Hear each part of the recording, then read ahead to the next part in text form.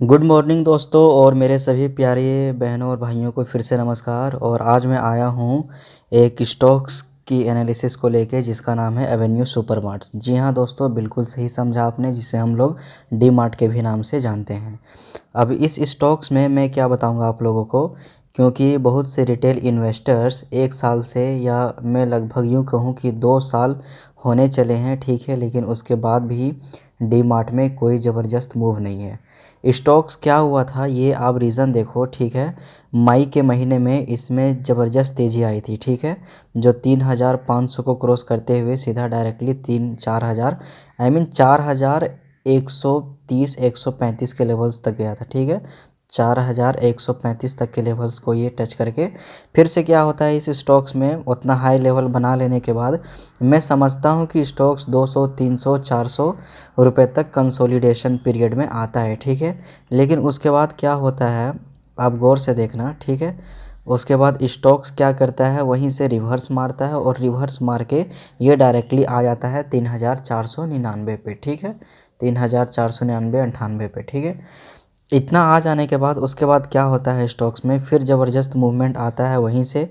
फिर स्टॉक्स क्या होता है यहाँ से अपसाइड मूवमेंट लगाता है, ठीक है, जो एक महीने के ग्राफ में आप सभी को दिख जाएगा। मैं यहाँ पे एक महीने के टाइम पीरियड में से सेट कर देता हूँ, ठीक है। 1 मंथ ये आप देख लो, 3,500 से फिर तेज़ी ज़बरदस्त, उसके बाद 3,776 तक। तो मेरा ये मानना है कि क्या जो डी मार्ट में तेज़ी इसी तरह से बरकरार रहेगी, अपसाइड मूवमेंट की ओर रहेगा, या फिर बस फिर 4,000 टच कर लेने के बाद फिर वहीं पे एक सालों के लिए वहीं तक घूम घूम के रहेगा, वहीं रेसिस्टेंस, कभी डाउन तो कभी अप। तो दोस्तों ये चीज़ मैं आप लोगों के ऊपर छोड़ता हूँ, आप मुझे कमेंट करके बताओ कितने लोगों का डी मार्ट में पैसा लगा हुआ है, कितने लोगों ने अभी तक इसे होल्ड करके रखा है, और कितने लोगों ने इस स्टॉक्स को होल्ड करते करते, जो होता है ना एक सब्र, जो बर्दाश्त के बाहर हो जाती है कि हाँ एक साल होल्ड किया, चलो कोई बात नहीं, दूसरे साल में मुझे प्रॉफिट मिलेगा, लेकिन दूसरे साल में भी वही कंडीशन वही हाल। तो मुझे कमेंट करके ज़रूर बताओ दोस्तों कि आपके साथ क्या हुआ। अगर आप इस स्टॉक्स में पहले से ही इन्वेस्टेड थे तो क्या आपने इसे सेल कर दिया, या आप अभी भी इन्वेस्टेड हो, ठीक है, कमेंट करके मुझे ज़रूर बताओ। खैर अब हम लोग बात करते हैं डी मार्ट के न्यूज़ के बारे में। Avenue supermart share price, Avenue super grants 12.37 lakh stocks options, ठीक है। खैर इससे कोई फ़र्क पड़ने वाला नहीं है ना। Trend steels the thunder from DMart on valuations, इससे भी कोई फ़र्क पड़ने वाला नहीं है। इवेंट्स, जितने भी इवेंट्स हुए हैं इस स्टॉक्स में सारे के सारे 10 अगस्त तक इवेंट्स जो हुए हैं, उसके बाद से कोई अपकमिंग इवेंट्स नहीं है, ठीक है। उसके बाद हम लोग बात करेंगे इस स्टॉक्स के फंडामेंटल्स के बारे में, ठीक है। तो दोस्तों मार्केट यहाँ पे बहुत ही बड़ी कंपनी बन जाती है मार्केट में। इसका जो मार्केट कैपिटलाइजेशन है वो 2,45,510 करोड़ का है, ठीक है। रिटर्न ऑन इक्विटी 18.70%, लगभग 18%। लेकिन मुझे तो आज तक 18% का रिटर्न ऑन इक्विटी में मिला नहीं, ठीक है। एक साल हो गए हैं दोस्तों, उल्टा से 18% लॉस में जा रहा हूँ, ठीक है। एक साल लगभग होने को हैं, उल्टा से 18% लॉस में जा रहा हूँ, ठीक है। 18% मेरा उल्टा लॉस हो गया, ठीक। तो किस हिसाब से इक्विटी में 18% का रिटर्न, कब बनेगा 18% का return?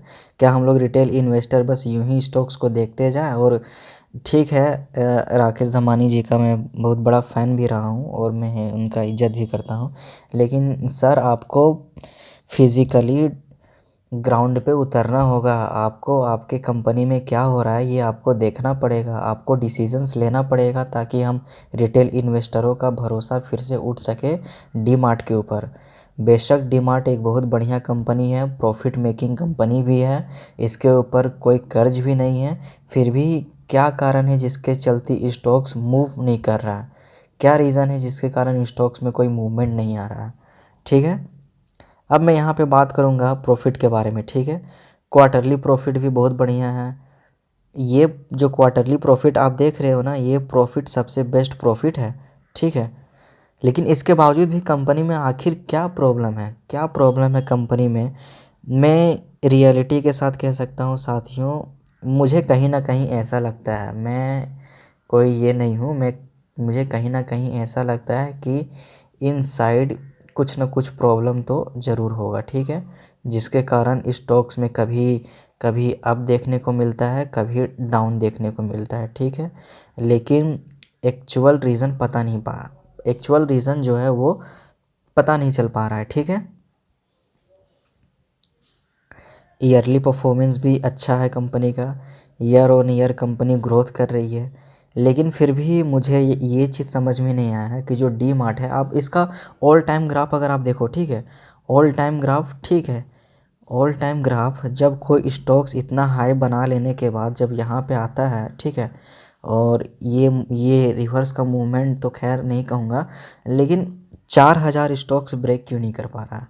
Y 4000 not breaking? Why 4000 not breaking? ठीक, क्यों? रीज़न क्या है? ये मेरा बहुत ही पसंदीदा स्टॉक्स है, इस पे मैं इन्वेस्टेड भी हूँ। लेकिन मैं अपने सारे व्यूवर्स, सारे यूट्यूब के तमाम दर्शकों से ये जानना चाहता हूँ कि आप मुझे बताओ, गाइड करो, क्या करूँ मैं डीमार्ट में? इन्वेस्टेड रहूँ या सेल कर दूँ, या और कितने साल तक इन्वेस्टेड रहूँ? 2025 तक होल्ड करके रखूँ? यार पैसे की ज़रूरत हर किसी को पड़ती है, लेकिन कब तक मैं होल्ड करके रखूं? ये डिसीजंस मैं आप लोगों के ऊपर छोड़ता हूं, ठीक है। आप लोग मुझे वीडियो में कमेंट करके बताओ कि मैं क्या करूं स्टॉक्स को, ठीक है, कमेंट करके बताओ साथियों। थैंक यू सो मच, और मेरे यूट्यूब चैनल को सब्सक्राइब करना ना भूलें, जो कि बिल्कुल फ्री ऑफ कॉस्ट है। कृपया मेरे चैनल को सब्सक्राइब कर दें। ओके, तब तक के लिए थैंक यू, और आप सभी भी अच्छे से रहें।